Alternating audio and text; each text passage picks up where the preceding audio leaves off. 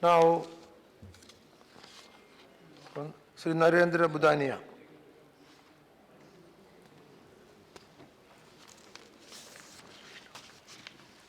Thank you deputy chairman साहब।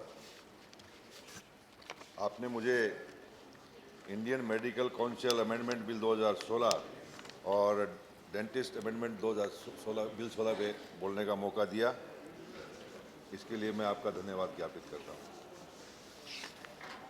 आज हम लोग जो है ये बिल लेके आए हैं कि देश में मेडिकल एग्ज़ाम जो है उनकी एक रूपता हो, और ये बहुत अच्छा निर्णय है। लेकिन ये निर्णय कोई आज की सोच नहीं है। जब यूपीए की गवर्नमेंट थी तब इस पे सोचा गया कि देश के अंदर अच्छे डॉक्टर पैदा हों, अच्छे डेंटिस्ट पैदा हों, उनकी भर्ती प्रक्रिया पारदर्शी हो,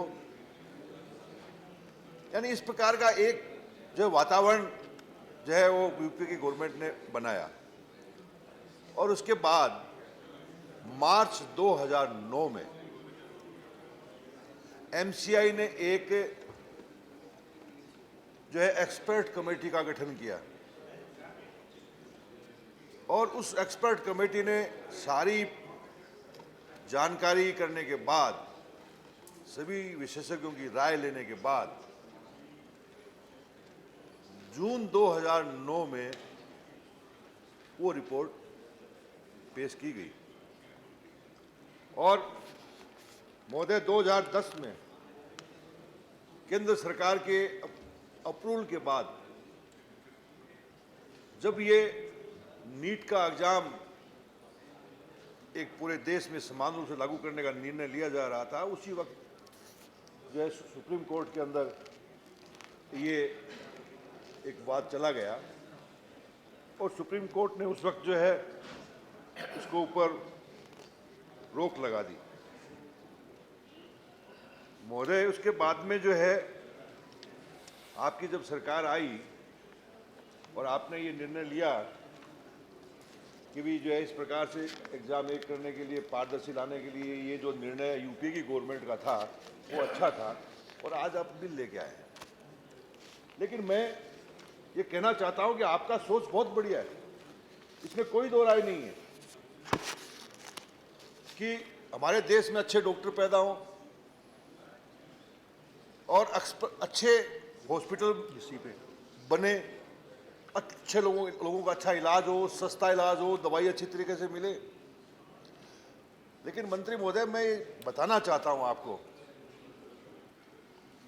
कि आप जो डॉक्टर हमारे देश में बन रहे हैं, मैं उनमें कोई कमी नहीं निकाल रहा हूं, लेकिन मैं विशेष तौर से कहना चाहता हूं कि जो प्राइवेट हॉस्पिटल है, प्राइवेट मेडिकल हॉस्पिटल है, प्राइवेट मेडिकल कॉलेज हैं, उनके अंदर जो भर्ती प्रक्रिया है वो एक विचित्र प्रकार की है।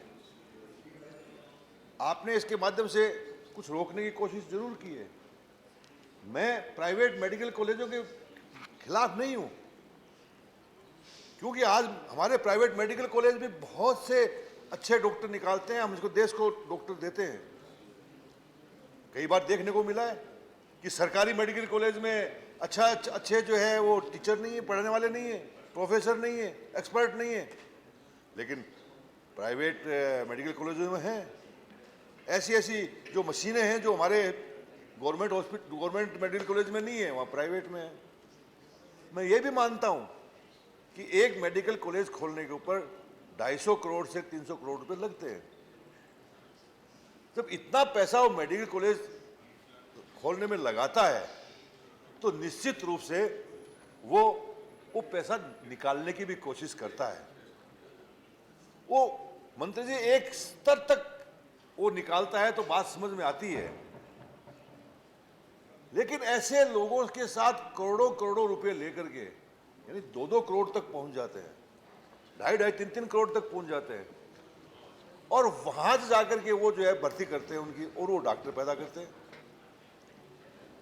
अब वो जो लोग डॉक्टरी में जो प्रवेश लेते हैं वो इस लाइन के होते ही नहीं है, लेकिन चूंकि उनके पास पैसा होता है इसलिए वो अपने बच्चों को सेट करने के लिए मेडिकल कॉलेज में प्रवेश करवा देते हैं।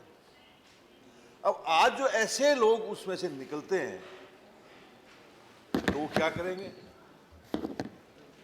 डिप्टी चेयरमैन सर, हम डॉक्टर को भगवान मानते हैं, भगवान मानते हैं, उन पर बड़ा विश्वास करते हैं कि ये भगवान के बराबर है।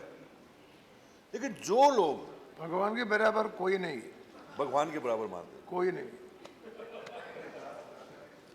जब ऑपरेशन थिएटर में जाते हैं तो ये कहते हैं कि हमारे लिए भगवान यही है। लेकिन जो है वो डॉक्टर जो पैसा देकर के इस प्रकार से भर्ती होकर के आते हैं, तो क्या हमारा भगवान जो मानते हैं उसके ऊपर से हमारा विश्वास नहीं टूटेगा? निश्चित टूटेगा। ये भी देखने को मिला है, उनका भगवान पैसा होता है। बिल्कुल सही कहा आपने। अब जो है वो लोग डॉक्टर बन के आते हैं, पैसा उनके पास में है, सीधा private medical college, private hospital खोलते हैं और उन अपने प्राइवेट हॉस्पिटल खोल करके और जो पैसा दिया है उन्होंने भर्ती होने में, जो पैसा लगाया है, वो गरीब जनता से वो निकालते हैं। आप कल्पना नहीं करेंगे, ऐसी ऐसी दवाई लिखते हैं जो उस मरीज को आवश्यकता नहीं है। इतनी महंगी दवाई लिखते हैं जिनकी कोई आवश्यकता नहीं है। डिप्टी चेयरमैन सर, मेरा क्लास 4 एक डॉक्टर हैं और उनके घर के सामने एक दुकान खुली है मेडिकल स्टोर की, और मुझे पता लगा कि वो मेडिकल स्टोर वाला उसको 1 लाख रुपए महीना देता है। तो मैंने पता लगाया कि भाई ये 1 लाख रुपए महीना किस बात का देता है? तो पता लगा कि डॉक्टर वही दवाई लिखता है जो उस मेडिकल स्टोर पे उपलब्ध है, वही दवाई लिखता है जिसके ऊपर उनको ज्यादा वो मार्जिन मिलता है। तो क्या आज हम स्वतंत्र भारत के अंदर इस प्रकार की व्यवस्था की बात सोचते हैं? इस प्रकार की व्यवस्था में हम लोग रहते हैं। आज हमको सोचना पड़ेगा, आज हम सबको मिलकर सोचना पड़ेगा कि कम से कम ऐसे प्रोफेशन को, तो हमें एक ऐसे प्रोफेशन को जो है, जो आज एक पवित्र जो प्रोफेशन माना जाता है, इसको और पवित्र करने की आवश्यकता है। यदि हम पवित्र नहीं करेंगे तो मैं समझता हूं कि लोगों का विश्वास हम पे उठ जाएगा। मैं अभी आपके जो है पड़ोस की स्टेट में एक खबर सुन पढ़ रहा था कि देहरादून में एक आदमी अपनी मां को लेके गया हॉस्पिटल के अंदर और मां को भर्ती कर लिया, और थोड़ी देर बाद उसने कहा कि डॉक्टर को कि भी मेरे को भी कुछ सांस में थोड़ी सी दिक्कत आ रही है। तो उसको देखा कि आपको तो जो है आईसीयू में भर्ती करना पड़ेगा। मां के तो साथ में उसको भी आईसीयू में भर्ती कर लिया। 2 दिन रखने के बाद उसको बोला कि आपको तो टीबी है। अब टीबी के लिए उसका इलाज शुरू कर दिया।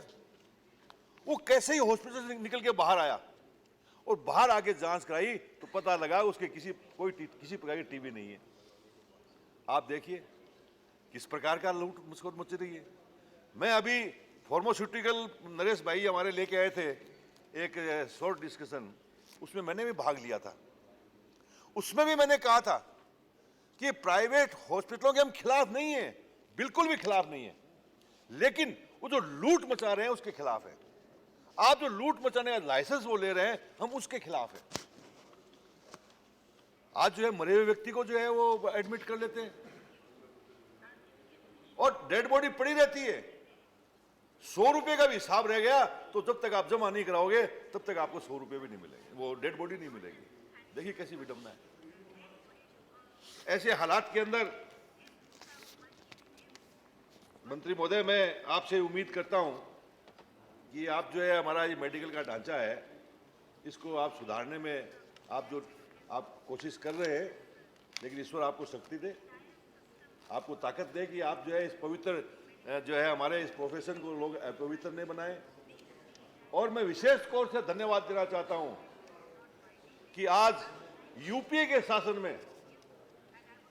शासन में जो अमेंडमेंट जो आज जो नीट की अमेंडमेंट लेके आए हैं वो उस वक्त तैयार हुआ था यदि सुप्रीम कोर्ट उसमें रोक नहीं लगाता तो ये 2010 में ही जो है ये लागू हो जाता।